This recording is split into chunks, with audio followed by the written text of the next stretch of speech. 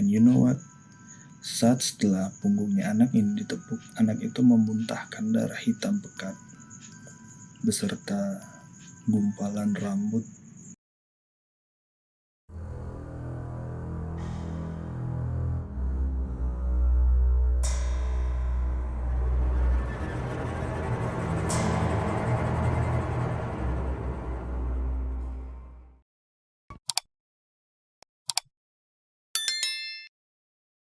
Hai, Ox di sini. Selamat datang di Ox Story. Kali ini gue akan menceritakan kisah atau pengalaman menyeramkan yang dialami oleh seseorang yang nggak mau disebutin namanya, tapi gue manggil dia biasanya di. Dia menceritakan kisah ini pada gue dan mempersilahkan kisahnya untuk dibagikan melalui channel ini. So, gimana kisahnya? Mari kita mulai. Kisah ini berawal ketika Di masih duduk di kelas 1 SMP ya. Saat itu Di dan orang tuanya memutuskan untuk pindah ke rumah kontrakan yang baru. Di ini hidup di sebuah daerah di mana pada saat itu masih banyak orang-orang yang suka mempelajari ilmu-ilmu magic gitu guys. Dan dari kecil si Di ini juga sudah terbiasa menyaksikan kejadian-kejadian yang berkaitan dengan hal-hal seperti itu. Jadi saat proses pindahan rumah dilakukan, Di saat itu ikut di mobil pickup yang membawa barang-barang miliknya. Nah jadi katanya waktu itu dia melihat sebuah pohon delima dan buahnya itu menggantung di jalan gitu kan. Ya namanya anak kecil, dengan santai aja sih Di memetik buah tersebut dan memakannya. Terus tak lama setelah itu bokap Sidi bilang, hati-hati, ntar yang punya rumah marah loh. Dia cuman senyum-senyum kayak bocah biasanya gitu ketika dia mendengar perkataan bokapnya. Nah ternyata setelah acara pindah-pindah itu di situ bokap Di baru ngomong bahwa si pemilik buah delima itu adalah orang yang tanda kutip memiliki ilmu magic gitu guys. Menurut bokap Di juga di sekitar rumah itu ada beberapa orang lagi yang terindikasi mempelajari ilmu-ilmu seperti itu. For your information, jadi bokap Di ini bukan orang pintar ataupun dukun-dukun gitu ya, tapi tidak sedikit orang-orang yang pernah mengalami serangan-serangan berupa ilmu hitam itu dibantu oleh bokapnya Di dan sembuh gitu. Jadi mungkin bisa dibilang bokapnya Di ini salah satu indigo zaman dulu gitu ya. Dan Di juga anaknya cuek, dia cuman senyum-senyum aja waktu bokapnya bilang begitu. Di rumah kontrakan itu keluarga Di tinggal satu lingkungan dengan tuan pemilik kontrakan. Jadi di dalam lingkungan rumah Di itu selain ada keluarga Di, ada juga tuan rumah pemilik kontrakan tersebut. Tuan rumah ini masih terhitung muda guys, yang pria sekitar umur 30-an dan yang wanita itu mungkin di usia 25 tahunan ya. Keluarga ini juga memiliki satu orang anak cewek yang masih berusia kurang lebih 3 tahun waktu dipindah ke rumah itu. Dan ternyata pemilik kontrakan ini kenal dengan paman Di. Itu sebabnya orang tua Di bisa mendapatkan informasi terkait kontrakan. Dikarenakan bokapnya Di yang seperti yang gue jelasin di atas itu ya. Nah rumah Di ini sering dijadiin kayak base camp gitu sama teman-teman kakaknya Di. Jadi Di ini bersaudara ya, punya kakak gitulah, dan kakaknya Di ini sering banget ngumpul sama teman-temannya di rumahnya Di karena teman-temannya ya tertarik lah dengan sosok bokapnya Di dan experience yang bisa mereka alami gitu ya. kakaknya Di dan teman-temannya ini juga sering banget menunggu hari-hari tertentu dalam tanda kutip buat menyaksikan orang-orang yang mempelajari ilmu-ilmu gitu, buat show off dia punya kemampuan. Karena memang menurut Di orang-orang yang belajar seperti itu pada hari-hari tertentu itu mereka akan show off di daerahnya dia, akan show off. Dan itu terkadang bagi sebagian orang suka diintip gitu guys, buat pertunjukan lah ya.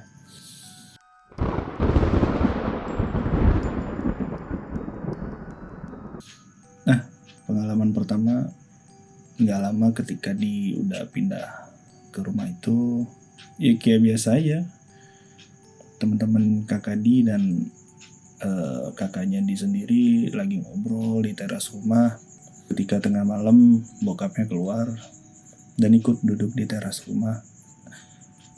Tanpa ngucapin kata-kata apapun, bokapnya Di duduk sambil rokokan gitulah. Ya kakaknya Di dan teman-temannya masih lanjut ngobrol aja. Sampai dimana bokapnya si Di ini meminta mereka untuk mengecilkan suara. Nah, mendengar permintaan bokapnya Di, mereka pun sedikit mengecilkan suara dan perlahan mulai terdiam. Tepat saat keadaan mulai sunyi, tiba-tiba mereka semua mendengar suara geraman tepat di sebelah tembok dari rumahnya si Di. Mereka yang ada di sana semua terkejut, tapi tidak berani bergeming sedikit pun. Bokapnya Di juga tetap mengisyaratkan untuk diam. Jadi kakaknya Di dan teman-temannya ini mulai tuh duduk merapat satu dengan yang lainnya. Belum juga hilang rasa terkejut mereka, suara itu kembali terdengar. Dan kali ini suara itu semakin keras. Bokapnya Di kemudian bangkit dari duduknya dan berjalan ke arah gerbang. Nah, kemudian keluar dari rumah. Di nggak tahu pasti apa yang dilakukan bokapnya. Beliau cuman berdiri sambil masih menghisap rokoknya. Dan gak lama setelah itu bokap Di kembali masuk ke dalam rumah dan mengatakan kepada teman-teman kakaknya Di untuk tidak keluar dari gerbang. Sekali lagi gua note, bokapnya Di berpesan kepada teman-teman kakaknya Di untuk tidak keluar dari gerbang. Gak lama setelah memberikan wanti-wanti seperti itu ya, bokapnya Di kemudian masuk ke dalam rumah dan meninggalkan kakaknya Di serta teman-temannya di teras. Namanya anak-anak remaja kemudian penasaran dengan hal-hal mistis, baru aja dikasih tahu dengan bokapnya Di bahwa mereka tidak boleh keluar dari gerbang rumah. Ada nih satu orang yang penasaran banget kenapa mereka tidak diizinkan untuk keluar rumah. Kita sebut aja kakak temannya Di ini namanya Adi ya, dengan nekat. Jadi si Adi ini mulai nekat dan mencoba pelan-pelan untuk mengintip keluar dari rumah si Di. Jadi rumah si Di itu di sebelahnya kayak tanah kosong, kemudian ada pohon-pohon seperti kebun gitu guys. Jadi baru aja si Adi ini mengintip keluar, tiba-tiba dia berteriak sangat keras dan mulai kesurupan. Panik. Ya pasti panik lah. Teman-teman kakaknya Di kemudian manggil bokapnya Di dan sambil megangin si Adi yang lagi kesurupan ini. Short story, si Adi ditenangin nih guys dari kesurupannya. Kemudian diberi segelas air putih. Setelah agak tenang, bokapnya Dia mengatakan, "Bapak kan udah bilang, jangan ada yang keluar. Kenapa kamu bandel? Terus tadi di luar kamu lihat apa?" Sambil terbata-bata si Adi bilang ke bokapnya Di, "Itu Pak, ada kakek-kakek bawa tongkat terus mukanya ditutup kain putih, rambut dan kukunya panjang, dan senyumnya juga nyeremin banget. Mendengar hal tersebut, bokapnya Di cuman tersenyum dan bilang, itulah biar kamu tahu, di luar itu lagi banyak banget yang seliweran, jadi kalian sebaiknya jangan pulang dulu ya. Ntar tunggu jam 6 aja baru pulang. Nah, maksudnya jam 6 pagi guys. Akhirnya teman-temannya kakaknya Di yang ada di situ pun memilih untuk masuk ke dalam rumah, dan nggak satupun yang berani untuk duduk di teras lagi.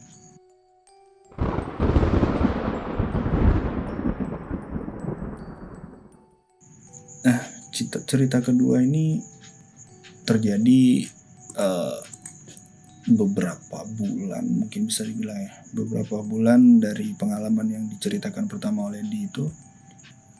Dan cerita ini dimulai ketika saat itu Di pulang dari sekolah. Jadi ketika SMP itu si Di sekolahnya siang dan dia pulang sore jam 6. Ketika dia sampai di rumah, dia ngelihat di rumahnya itu banyak banget ada orang. Kemudian ketika dia masuk ke dalam rumah, dia melihat seorang anak kecil yang dalam tanda kutip sepertinya sedang mengalami serangan ilmu-ilmu hitam gitu guys.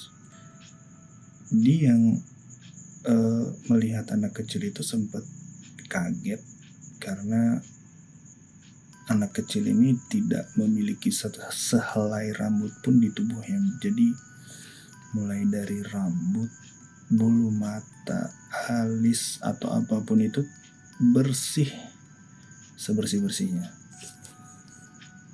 Singkat cerita, menurut bokap Dia, anak kecil ini di dalam tanda kutip dikerjai oleh seseorang di mana ilmu yang dikirimkan kepada anak ini, ya itu tadi, ngebuat si anak ini tidak perlahan-lahan menjadi sakit dan tidak satupun tidak sehelai rambut pun dapat tumbuh di tubuhnya. Anak ini kemudian mulai dirawat oleh bokap Di dan harus menjalani beberapa minggu untuk proses penyembuhan ataupun pembersihan ilmu-ilmu itu. Dan pada hari pertama proses penyembuhan itu dilakukan malam hari, dan ketika itu menurut Di suasana rumah terasa begitu sesak. Jadi rumah itu kesannya kayak lagi banyak banget orang. Dan bokapnya Di mulai nih proses pembersihannya. Jadi menurut Di juga proses pembersihan ini biasanya dilakukan di atas jam 12 malam gitu. Nah, saat bokapnya Di mulai melakukan proses pembersihan ini, anak kecil yang tadinya pendiam, jadi anak kecil ini cewek biasanya, dan dia cenderung pendiam. Jadi anak kecil yang tadinya pendiam ini tiba-tiba berteriak sangat kencang. Tapi suara yang dikeluarkan dari anak kecil ini lebih menyerupai erangan kucing. Jadi kalau kalian tahu kucing yang biasanya lagi bawa makanan itu kan dia kayak mengerang gitu kan. Nah, suaranya itu katanya seperti itu. Nggak lama setelah si anak kecil ini mengerang, seluruh orang yang ada di situ, keluarga si anak ini dan keluarganya Di juga itu tiba-tiba kaget mendengar ada sesuatu yang jatuh di plafon rumah mereka. Suara seperti sesuatu benda yang jatuh itu sangat keras, dan kemudian diikuti oleh munculnya sosok kucing hitam bermata merah dengan leher yang sangat panjang menjulur keluar dari lubang plafon rumah Di. Jelas semua orang yang hadir di saat itu hanya bisa terdiam dan terbelalak yang menyaksikan kejadian tersebut. Kucing itu masih diam di sana, seperti tanpa memperdulikan ramainya orang saat itu. Dan gak lama setelah itu bokap di kemudian terkesan seperti bicara gitu guys sama kucingnya, dan ada satu kalimat unik yang keluar di mana bokapnya dia mengatakan bahwa ini pulang ke tempat tuanmu. Beberapa hari kemudian anak kecil yang tadi sampai pada hari kedua untuk proses pembersihan efek dari ilmu-ilmu itu. Nah, setelah progres hari pertama menuju hari kedua untuk pembersihannya, dia mengatakan bahwa anak ini mulai mengalami perubahan. Gue lupa menyebutkan di depan. Jadi kalau lu lihat orang-orang yang botak gitu guys, kan dia kulit kepalanya seperti putih-putih gitu kan, jadi kayak ada pori-pori tempat tumbuhnya rambut itu. Nah, si anak ini itu nggak punya guys, jadi benar-benar kulitnya itu licin dan rapat banget tanpa pori-pori. Namun setelah proses pembersihan hari pertama, pori-pori itu mulai kelihatan dan si anak ini juga terlihat lebih cerah dan lebih enak untuk dilihat lah. Masuk hari kedua proses pembersihan ini tidak seperti hari pertama menurut Di, karena hawanya tidak terasa begitu sesak, namun udara terasa begitu dingin. Jadi sampai orang-orang yang ada di rumah itu gemetar kedinginan karena saking dinginnya saat itu. Mulai tuh bokap Sidi melakukan proses pembersihannya dengan membaca beberapa doa, dan tidak lama setelah itu bokap Di menepuk punggung si anak kecil ini. And you know what? Saat setelah punggungnya anak ini ditepuk, anak itu memuntahkan darah hitam pekat beserta gumpalan rambut yang keluar bersamaan dengan darah itu. Keluarga anak ini kaget bukan main. Menurut mereka ini tidak masuk ke dalam logika, di mana gumpalan rambut yang sebesar kepalan tangan orang dewasa bisa keluar dari tenggorokan anaknya. Bokap di cuman bilang ke orang tua si anak bahwa, Pak, Bu, penyakitnya udah dikeluarin dan mudah-mudahan anak ini cepat sembuh dan kembali seperti semula. Nah, setelah proses pembersihan hari kedua itu, bokap Di mengatakan bahwa proses pembersihannya telah selesai dan hanya perlu dilakukan 1 hari lagi untuk memberi proteksi kepada si anak agar tidak kembali terkena hal-hal seperti itu. Dan long story short, anak ini telah sembuh dari penyakitnya, dan menurut dia sempat ketemu sama si anak ini ketika anak ini udah dewasa. Dan sosok anak yang sebelumnya tidak memiliki sehelai rambut pun di tubuhnya tumbuh menjadi seorang gadis dengan rambut yang tebal, panjang, dan hitam. Berbeda ketika pertama kali dilihat oleh Di. Well, itu 2 kisah dari Di. Sebenarnya masih banyak banget ada kisah yang pernah dialami Di dan ingin dibagikan ke Oxy Story. Tapi gue rasa 2 cerita ini cukup dulu ya. Kalau lu suka, lu bisa like dan subscribe. Jangan lupa untuk di-share. Jadi gue semakin semangat untuk mengupdate cerita dari Di ini ataupun cerita-cerita yang lainnya. And thanks guys.